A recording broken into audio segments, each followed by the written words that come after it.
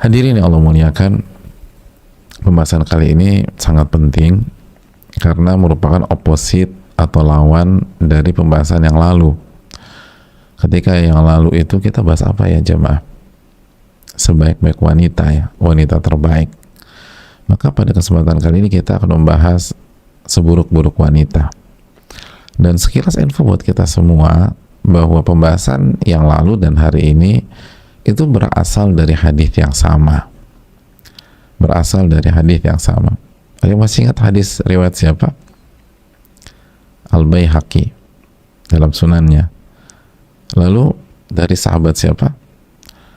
Abi Udzainah As-Sadafi. Ketika Nabi SAW bersabda, khairun nisaikum al-wadudul walud, sebaik-baik wanita kalian itu yang penuh dengan rasa cinta, kasih sayang, dan bisa mengungkapkan rasa cinta dan kasih sayangnya, khususnya kepada suaminya. Yang kedua, al-walud, yang subur dan punya banyak anak, kecuali kalau dia punya kendala, kata para ulama, maka itu nggak ada isu, nggak ada masalah. Bukankah Aisyah juga tidak punya anak dari Nabi SAW? Tapi kalau kita subur, kita nggak ada masalah, cuman karena kita nggak mau aja punya anak, ribet, ngerepotin, nggak bebas, atau merubah tubuh saya sebagai wanita, maka itu bukan profil wanita solehah dan wanita yang menjadi kandidat masuk ke surga Allah Subhanahu wa Ta'ala. Lalu berikutnya apa jemaah sekalian? Al-muatiyah. Apa arti muatiyah? Yang halus, yang lembut, dan senantiasa mendengar dan taat kepada suaminya. Jadi yang halus, yang lembut, dan senantiasa yang taat atau mendengar dan taat kepada suami. Nggak ngebantah, nggak ngejawab, nggak ngeles, nggak keras, nggak kasar. Selama nggak haram, udah iya aja gitu. Selama nggak haram, tentu saja dia berusaha mengikuti keinginan dari suaminya. Setelah tentu saja dia berusaha taat kepada Allah Subhanahu wa Ta'ala. Makanya selama tidak maksiat. Lalu yang berikutnya al-muasiyah. Masih ingat al-muasiyah apa? Yang senantiasa membantu suaminya. Jadi hobinya ngebantu suaminya gitu. Helpful banget gitu. Itu wanita terbaik. Pokoknya selalu berpikir apa yang bisa saya lakukan, apa yang saya bisa lakukan, apa yang saya bisa perbuat, apa yang saya bisa bantu, apa yang bisa saya kerjakan. Itu bukan ngeribetin apa hak saya, apa yang bisa saya dapatkan. Enggak, orang wanita-wanita terbaik itu bukan begitu. Wanita-wanita terbaik itu berpikir apa yang bisa saya lakukan, apa yang bisa saya kerjakan, apa yang bisa saya bantu, apa yang bisa saya korbankan. Itu wanita terbaik. Bukan apa yang bisa saya dapatkan, kalau nggak dapat marah, ya kalau nggak bisa dapat baper, nggak dapat moody gitu ya. Pokoknya udah aku nggak mau terlibat lagi deh. Loh, katanya mau jadi wanita terbaik. Wanita terbaik itu nggak begitu. Wanita terbaik adalah wanita yang berusaha melakukan apa yang bisa dia lakukan, khususnya buat suami dia.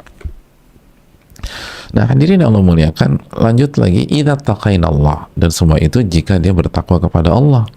Jadi bukan hanya hablum minan nas, bukan hanya untuk suami, tapi semua itu dibalut dengan ketakwaan, mengharapkan wajah Allah, ikhlas kepada Allah Subhanahu wa Ta'ala, dan dalam rangka mengikuti sunnah Nabi SAW. Jadi bukan hanya sama suaminya saja dia baik. Ada banyak wanita baik sama suaminya, totalitas, helpful, terus lemah lembut, gak pernah mengucapkan kata-kata keras, kasar, atau suara tinggi. Tapi dia gak pakai hijab, gak mau ngaji gitu loh. Bahkan dia meragukan Allah itu ada apa tidak. Orang seperti itu bukan wanita terbaik. Wanita-wanita seperti itu bukan wanita terbaik. Walaupun sayang banget sama suaminya, walaupun setianya luar biasa, walaupun banyak anak, walaupun anaknya 16 misalnya, tapi ketika dia nggak bertakwa, itu tidak bermanfaat buat diri dia. Nah, hadirin yang Allah muliakan, setelah Nabi kita SAW menjelaskan profil wanita-wanita terbaik, Nabi melanjutkan hadisnya, dan itu yang belum kita bahas pada pertemuan yang lalu. Kata Nabi kita sallallahu alaihi wasallam, wa syarru nisaikum, dan wanita-wanita terburuk di antara kalian, atau seburuk-buruk wanita. Seburuk-buruk wanita. Siapa mereka? Al-mutabarrijat, al-mutakhayyilat, wa hunnal munafiqat, la yadkhulul jannata minhunna illa mithlul ghurabil a'sam. Itu profil wanita terburuk. Siapa mereka? Yang pertama kata Nabi SAW, al-mutabarrijat, yang bertabarruj, yang bertabarruj. Hadirin Allah muliakan, wanita yang buruk adalah wanita yang bertabarruj. Itu yang dijelaskan Nabi kita Shallallahu Alaihi Wasallam. Mungkin ada yang bertanya, itu tabarruj apa tuh Ustaz? Tabarruj itu jamaah adalah wanita yang memperlihatkan kecantikannya di hadapan pihak yang tidak layak dan berhak. Jadi memperlihatkan, secara umumnya memperlihatkan kecantikannya kepada pihak yang tidak layak, yang tidak berhak.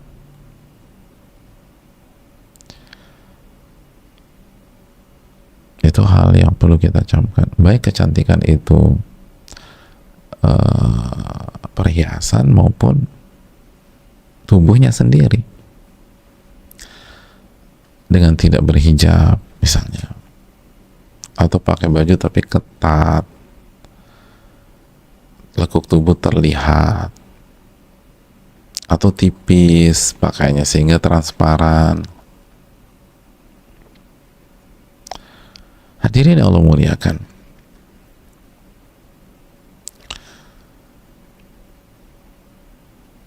bersolek atau berhias ketika ia keluar rumah atau berhadapan dengan laki-laki yang bukan mahram.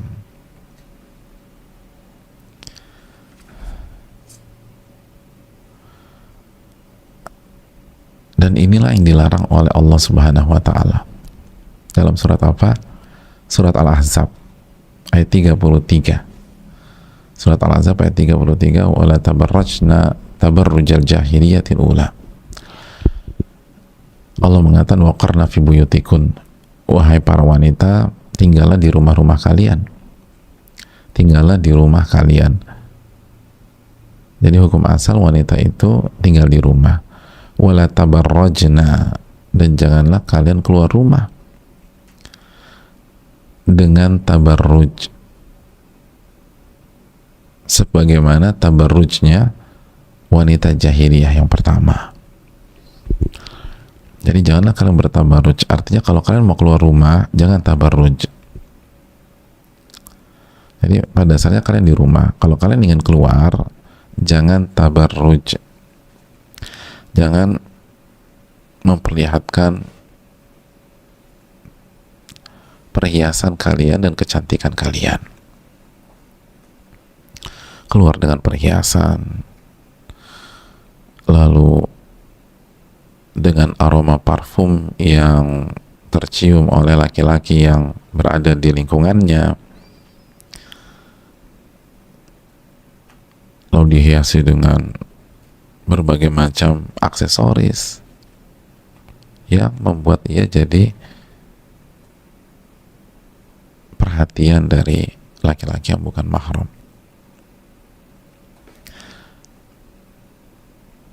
Itu seburuk-buruk wanita, kata Nabi.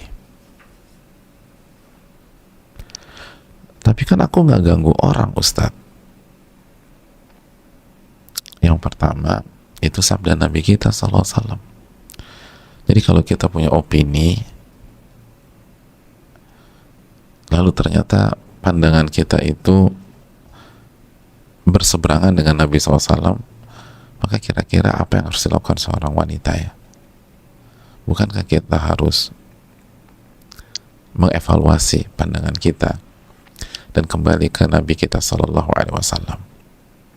Terus yang kedua, kata para ulama, tidak ganggu orang secara langsung,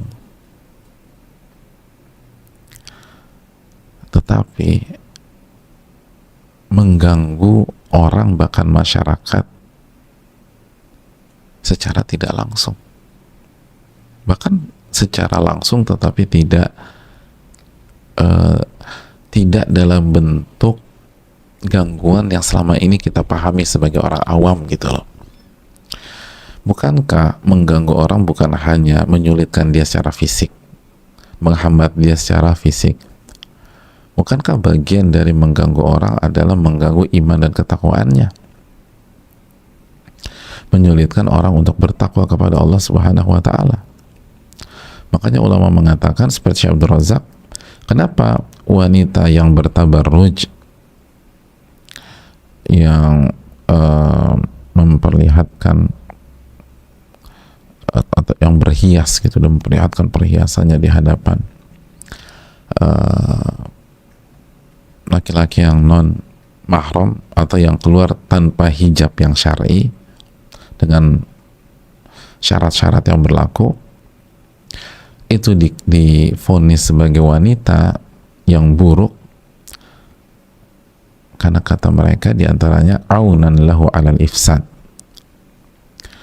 karena ini membantu syaitan merusak masyarakat, wa hadafan lahu fi iqa'il fitnah, dan membantu syaitan untuk menyebarkan fitnah di tengah-tengah masyarakat. Jadi mungkin dia, tapi kan dia nggak ngapa-ngapain dia, tapi dengan gaya dia berpenampilan seperti itu bisa merusak masyarakat, bisa merusak pihak lain, dan itu clear kalau kita mau merenungkan dengan hati nurani. Betul sekali, nggak caci maki orang, nggak itu, tapi dengan penampilan engkau seperti itu yang mengindahkan syarat-syarat dalam busana syar'i, maka kita mensupport syaitan untuk merusak masyarakat, merusak masyarakat.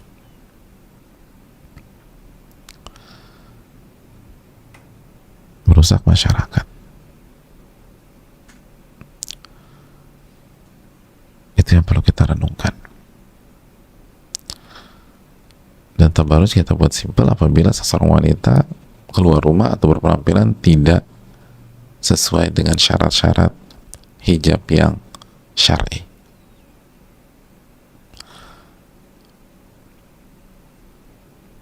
Yang berhias,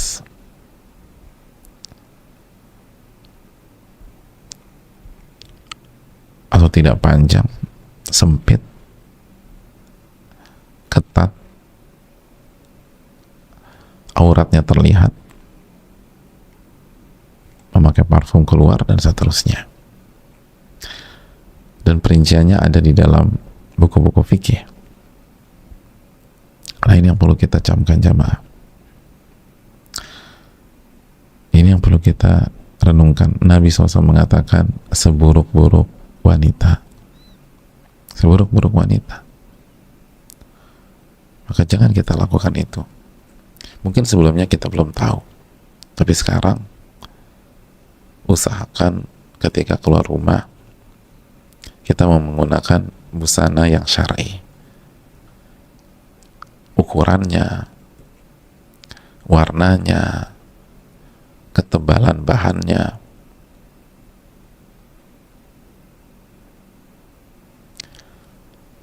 Itu yang perlu kita camkan.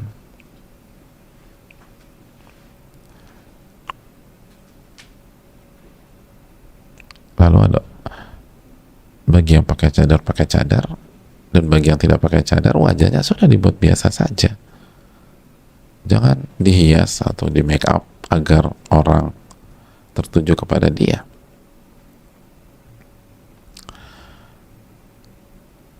Dan jangan memang mengundang perhatian. Dan salah satunya juga dengan menggunakan parfum sebagaimana sabda Nabi SAW. Ayu mamra'atin ista'tarat, tidaklah seorang wanita yang mengenakan parfum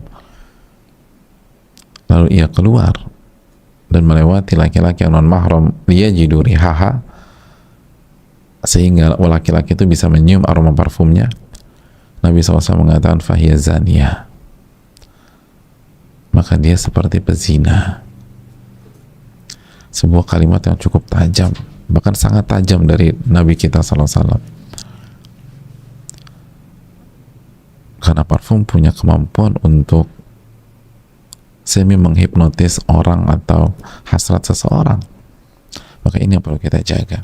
Tapi bukan juga tampil bau, enggak, tampil bersih aja. Tapi aku suka, ya udah kasih buat suami, anak-anak, mahram kita, udah tampil wangi dengan mereka, atau di antara sesama wanita.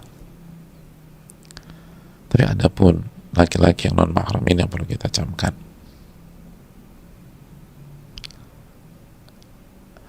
Mari kita evaluasi ibu sekalian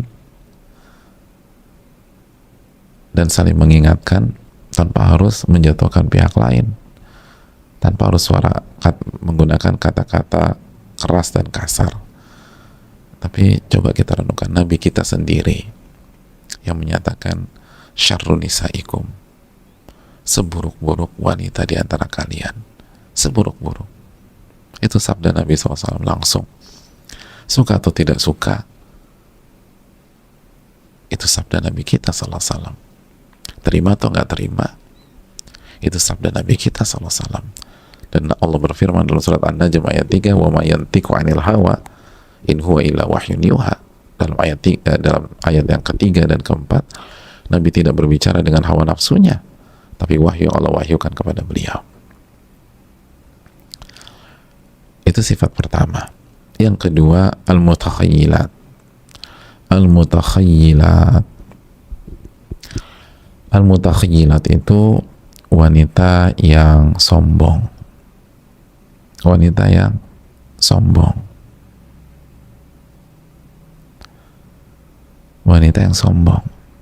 Itu seburuk-buruk wanita. Dan sombong itu catat baik-baik, kata Nabi SAW dalam hadis riwayat Imam Muslim, batarul haq wa ghamtun nas, menolak kebenaran dan meremehkan manusia. Dan ini salah satu penyakit wanita juga ya, di samping laki-laki juga banyak. Tapi meremehkan atau menolak kebenaran dan meremehkan manusia. Betapa banyak kita tidak sengaja melihat wanita atau ibu-ibu yang meremehkan temennya hanya karena cara berpakaiannya, hanya karena warnanya nggak matching, itu diketawain, diremehkan. Cuman warna pakaiannya nggak matching. Nah itu kenapa? Ini perlu kita camkan deh. Wanita itu sangat perhatian terhadap hal detail, sangat perhatian sama hal yang detail. Nah penyakitnya, begitu ada sedikit nggak match aja, kurang oke aja secara dalam hal detail, itu orang bisa diremehkan, bisa direndahkan.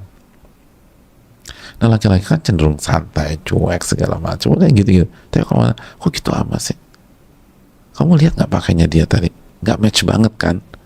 Ya Allah, pulang kajian cuma ngebahas itu doang gitu loh. Iya, bagi aku juga dia norak lagi. Padahal cuma masalah warna doang, semua dibahas. Hati-hati. Sikap menolak kebenaran dan meremehkan manusia. Menolak kebenaran dan meremehkan manusia. Ini dimention, ditekankan oleh Nabi SAW secara khusus bagi wanita. Tabarruj, dan yang kedua sombong.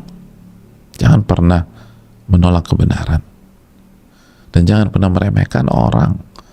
Ibu-ibu atau para wanita yang sudah belajar, semakin belajar semakin menghormati orang, semakin belajar semakin menghargai orang. semakin belajar, semakin pintar melihat sisi positif dari orang lain, sehingga kita menghargai mereka. Dan semakin belajar, semakin menerima kebenaran.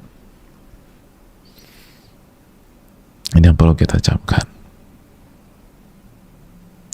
Dan menariknya, kata para ulama seperti Syekh Abdul Razak hafizahullah, kata beliau, lihat ada korelasi antara kesombongan dan tabarruj. Ada kesombongan dan tabarruj, ada korelasinya. Jadi yang pertama tadi apa? Tabarruj kan. Yang kedua, wanita yang sombong. Kenapa disebutkan? Karena ada korelasi. Wa hunaka talazumun baina tabarruji wal khuyala. Ada korelasi, ada hubungan antara tabarruj dan kesombongan. Kenapa? Mari kita simak keterangan para ulama kita.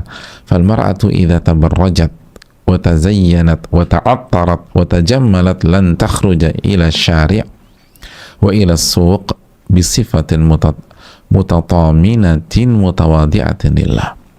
Wanita itu kalau sudah tabarruj, kalau sudah berhias, bersolek, sudah pakai parfum, sudah mempercantik dirinya ketika dia keluar atau mau ketemu sama atau melewati laki-laki yang bukan mahram, sekali lagi tabarruj, bersolek atau berhias, pakai parfum, lalu mempercantik dirinya, maka dia tidak akan keluar ke tempat publik, ke jalan, ke pasar, atau ke tempat manapun dengan sifat yang tawadu kepada Allah. Itu poinnya. Dia nggak akan keluar dan bersikap dengan sifat tawadu kepada Allah. Bal takhruju mukhtalatan muta'aliyatan mutaraffi'atan fiha al-kibar. Namun sebaliknya, dia keluar dengan atmosfer ketinggian, kesombongan, keangkuhan, yang di dalamnya ada kesombongan. Ia keluar dengan rasa ujub terhadap dirinya, ya, ujub terhadap dirinya, ujub pada kecantikannya, ujub pada stylenya, selera fashionnya, dan ujub dengan kecantikannya. Dan disinilah terjadi perpaduan antara tabarruj dan kesombongan.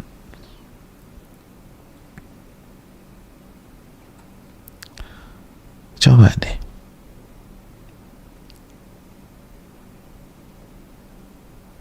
coba kita renungkan diri kita dengan jujur, ya, dengan jujur. Iya enggak? Ada rasa ujub terhadap diri sendiri, terhadap kecantikan kita, terhadap kelas kita dalam berpenampilan, bentuk tubuh kita mungkin, dan seterusnya. Ini jika kita keluar dengan apa tadi? Dengan tabarruj. Bukan berarti nggak boleh pakai baju bagus, ya. Silahkan, hanya saja sesuai dengan syarat-syarat hijab yang syar'i atau pakaian syar'i bagi wanita. Kita sedang bahas apabila ini keluar dari batasan tersebut.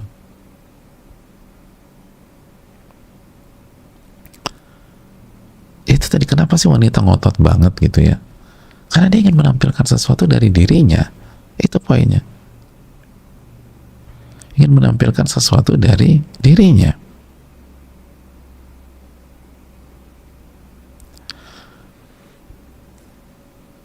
Makanya kata para ulama, kata Syekh Abdul Razak, kata beliau gini loh, Anda kan lihat banyak wanita, dia baca tuh hadis, baca hadis tentang laknat,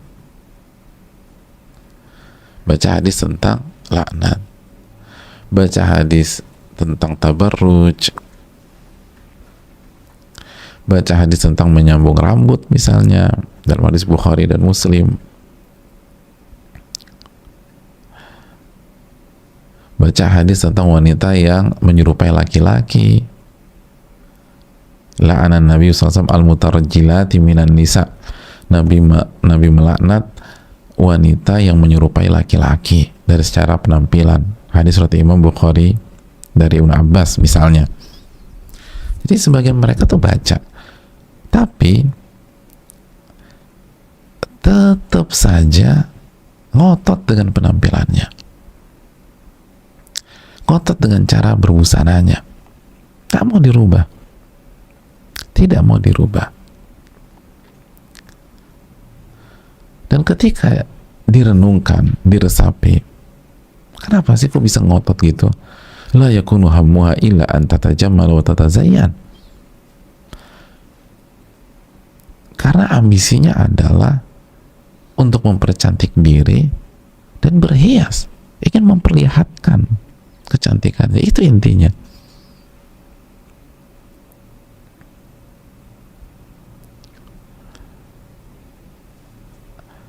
Bukan, gue bebas dong berpenampilan yang membuat gue nyaman. Bukan tentang nyaman ini, tentang memperlihatkan kecantikan. Ingin ada yang diangkat, ada ujub terselubung, Adapun kita menerima fakta ini atau enggak, yaitu dikembalikan kepada kita, bebas kok, la ikraha fiddin. Sama kan, kita tes darah terus hasilnya buruk, Anda mau terima tes itu atau enggak, itu urusan Anda, nggak ada dipaksa juga kok. Nggak balik ke dokternya juga, itu kembali ke hak kita. Tapi itulah faktanya, ini hasil tes darahnya, ini faktanya. Nabi bersabda seburuk-buruk wanita itu adalah yang tabarruj dan yang sombong, disatukan. Berarti ada korelasi, berarti ada pesan. Kalau ingin jadi wanita yang tawadhu, maka berpenampilan sesuai dengan busana yang syar'i. Ikuti syarat-syarat yang ditentukan Allah dan Rasulnya, gak usah ngotot. Makanya sekali lagi jamaah sekalian, kalau kita merasa, kok aku masih suka ngeremehin orang ya, kok aku masih suka nyinyirin orang, menganggap diri lebih tinggi dan seterusnya, salah satu yang harus kita evaluasi, lihat gaya penampilan kita. Itu ada hubungannya. Di samping kita bersihkan hati kita tentu saja. Kalau gaya penampilan kita masih tabarruj, masih berpenampilan yang melebihi batasan dan koridor syar'i, maka itu akan membawa dampak kita akan jadi orang sombong dan meremehkan orang.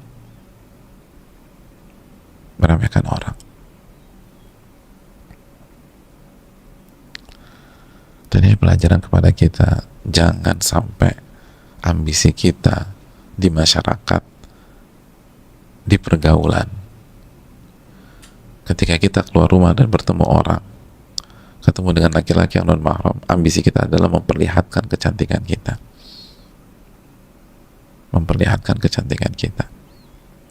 Kalau mau jadi wanita yang tawadhu, kalau mau jadi wanita yang dicintai oleh Allah, itu terlihat.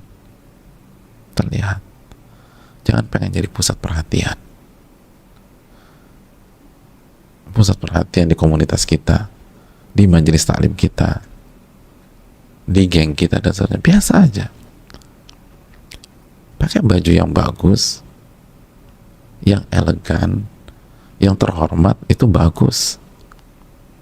Innallaha jamil yuhibbul jamal. Nabi pernah ditanya, ya Rasulullah, bagaimana dengan seseorang yang suka dengan baju yang bagus dan memakai sendal yang bagus? Kata Nabi, innallaha jamil yuhibbul jamal. Sesungguhnya Allah menyukai sesungguhnya Allah yang maha jamil, yang maha indah, dan suka dengan keindahan selama nggak haram. Kalau konteksnya wanita, selama tidak tabarruj, itu loh, selama tidak tabarruj.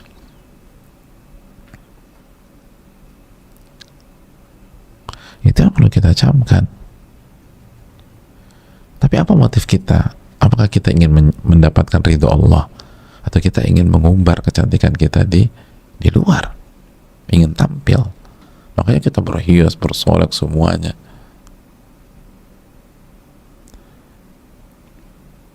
Ingin dipuji,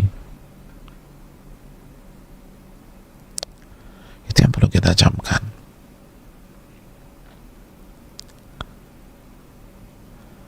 Persembahkan ini semua buat Allah Subhanahu wa Ta'ala, dan buat manusia. Dan ini akan mempengaruhi perangai kita. Apakah kita jadi wanita yang tawadu atau wanita yang sombong? Makanya jamaah sekalian, ini juga kalau apabila ada suami-suami ikut kajian, kalau kita kewalahan ngadepin istri kita, ini bagi para suami ini, kewalahan ngadepin istri kita, dikasih tahu ngejawab, dikasih tahu ngedebat, dikasih arahan ngebantah, pening kita ngadepin istri kita. Coba lihat cara busananya, coba lihat bagaimana dia berpenampilan. Anda yang membebaskan dia berpenampilan, Anda yang membebaskan dia bertabarruj, Anda yang membebaskan dia bersolek ketika keluar, Anda yang membiarkan dia tampil wangi di hadapan banyak orang. Bukan tampil bersih ya, tampil bersih oke, tapi dengan parfum semerbak segala macam, ya Anda yang biarkan, ya Anda panen hasilnya dong. Itu korelasinya jelas. Ini jelas para ulama, digabungkan sama Nabi SAW. Tabarruj dan sombong digabungkan. Jadi kalau ingin punya istri yang nurut, yang taat, suami bilang AA, suami bilang BB, kontrol cara penampilan istri kita. Kontrol cara penampilan istri kita.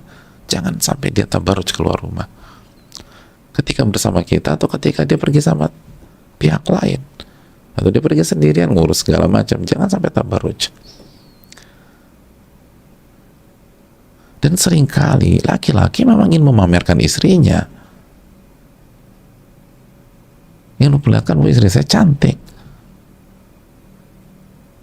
dan disuruhlah istrinya pakai segala macam.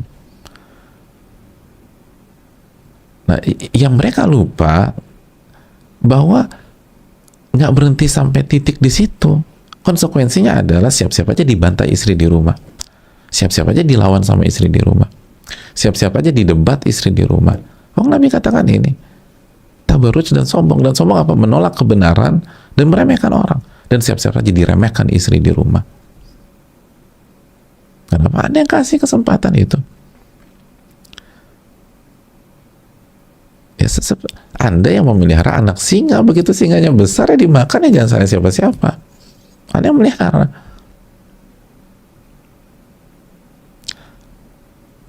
Ini yang perlu kita camkan. Banyak orang lupa, jadi hanya pengen lihat sisi satu.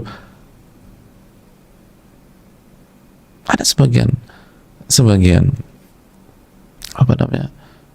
couple itu istrinya nggak boleh pakai hijab, khususnya kalau jalan sama dia.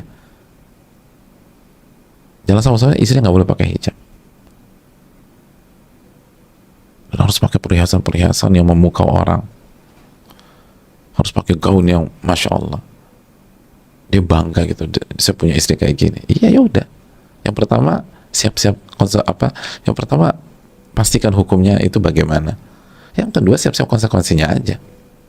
Dan salah satunya Anda akan didebat, Anda akan dilawan, Anda akan dijawab, Anda akan disikapi dengan tidak layak oleh istri Anda sendiri. Dan itu terjadi di banyak rumah tangga. Karena nggak bisa dipisahkan antara tabarruj dan antara kesombongan. Kita masih hobi tabarruj, maka siap-siap saja ada virus kesombongan di dalam hati kita. Kalau kita ingin buang virus kesombongan, jangan tabarruj. Jangan tabarruj.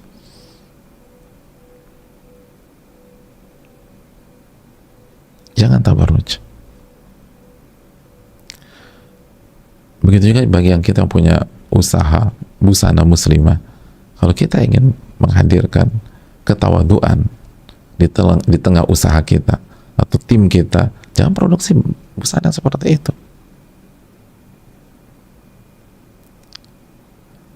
Itu yang perlu kita camkan bersama-sama. Ini penting. Ini hal yang penting. Jangan tabarruj. Anda tabarruj maka Anda siap sombong. Dan sebaliknya, orang yang sombong kecenderungannya tabarruj. Gitu aja.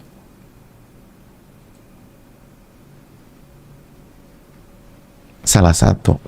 Seringkali nggak ketabur juga ke sisi-sisi lain, tapi ada arah ke sana. Jadi sekali lagi jemaah sekalian yang Allah muliakan, begitu kita tabarruj, arahnya tuh kesombongan.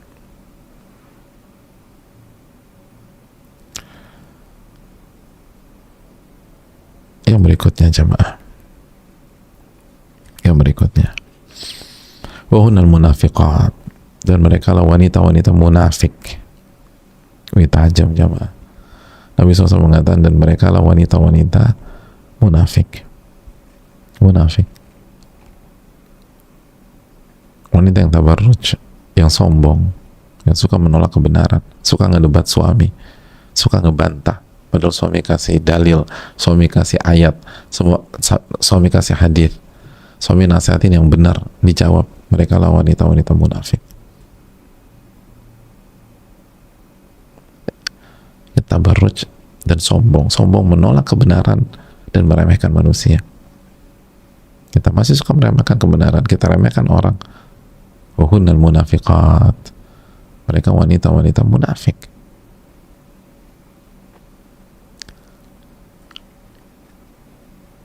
Munafik jemaah, subhanallah. Yang kalau kita berbusana atau kita berhijab, itu semua palsu. Semua palsu. Karena inti dari kemunafikan, apa kata Hasan al-Basri atau kata Al-Imam Al-Muwardi, bahwa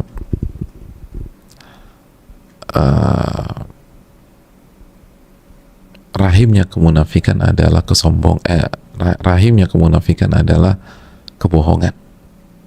Al-kadhib. Al-kadhib jima'un nifaq, kata Imam Al-Muwardi rahimahullah. Kebohongan yang mengumpulkan seluruh sifat-sifat kemunafikan. Dan sebagian ulama mengatakan aslun nifaqil kadhib, asalnya kemunafikan itu dari asalnya kemunafikan itu berasal dari kebohongan. Kita jadi wanita tukang bohong, nggak jujur, tukang bohong, maka jadi munafik.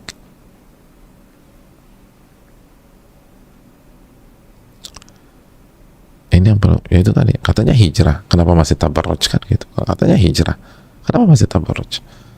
Kenapa sombong? Kenapa masih ngebantah suami misalnya ketika kasih nasihat? Padahal itu nasihatnya benar.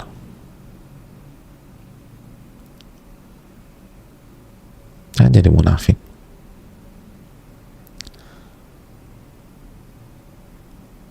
Dan munafik sangat panjang, tapi sekali lagi intinya adalah kebohongan.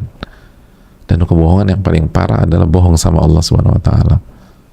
Katanya kita mau berubah, kita ingin jadi wanita soleha, kita ingin berhijrah, kita ingin. Buktinya mana?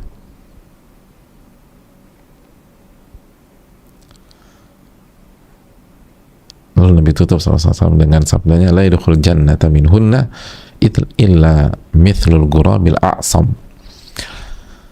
Dan tidak akan masuk surga dari wanita-wanita tersebut kecuali seperti burung gagak yang al-a'sam. Jadi mereka nggak akan masuk surga kecuali seperti burung gagak yang al-a'sam. Al-a'sam apa sih? Burung gagak yang al-a'sam itu adalah burung gagak yang di kedua sayapnya dan di kedua kakinya itu ada warna putih. Ada warna putih.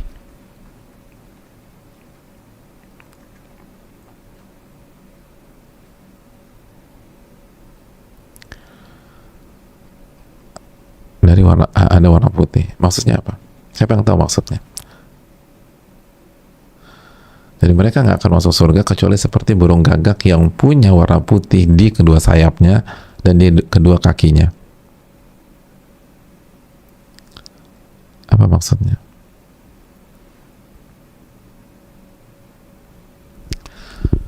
Hadirin Allah muliakan, maksudnya ini kinayah. Ini ketinggian bahasa Nabi SAW. Maksud pesan Nabi adalah killah man yadkhul jannah min haula'in nisa. Ini istilah untuk menunjukkan betapa sedikitnya yang masuk surga dari wanita-wanita tersebut. Sedikit. Kenapa demikian? Karena burung gagak yang kedua sayap dan kakinya warna putih itu jarang dan sedikit banget. Karena mayoritas gagak apa? Hitam semua. Hitam semua. Ya, kalau ada di sayapnya warna putih, kedua kaki putih, itu jarang. Nah, yang masuk surga dari wanita kayak gitu. Yang masuk surga dari wanita-wanita tersebut, ya seperti itu, jarang. Jarang ada yang selamat. Jarang ada yang selamat. Dan ini sesuai dengan sabda Nabi SAW, ya ma'syaran nisa, wahai para wanita, tasaddaqna, bersedekahlah, wa akthirna istighfar, dan perbanyak istighfar, fa inni ra'aitukunna aktsara ahli nar, karena aku melihat kalian menjadi mayoritas ahli neraka. Hadis Bukhari dan Muslim.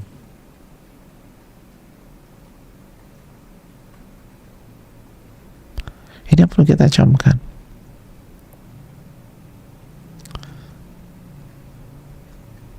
Sedikit yang masuk surga. Sedikit yang selamat.